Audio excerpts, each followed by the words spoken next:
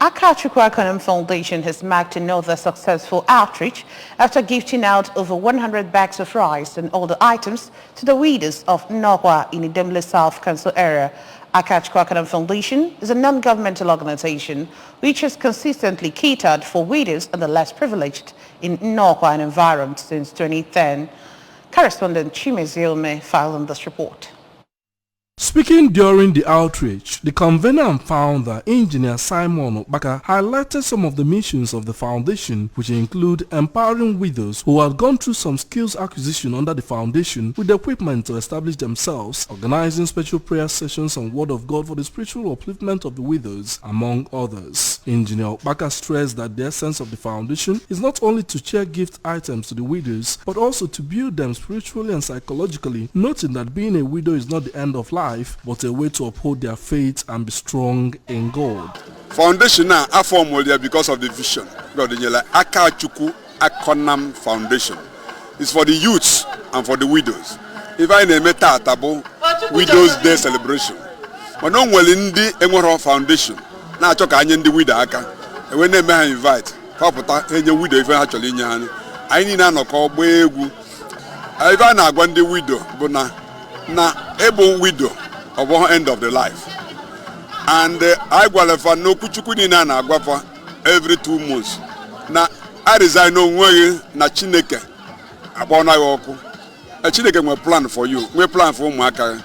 Earlier in his opening remarks, the Bishop on the Niger Anglican Communion, Right Reverend Owen Nwokolo, thanked the donors for their magnanimity towards the widows and their quest to always see them smile. Right Reverend Nwokolo urged the widows never to relent in their prayers and hard works and to always be positive in all they do because God still loves and cares for them.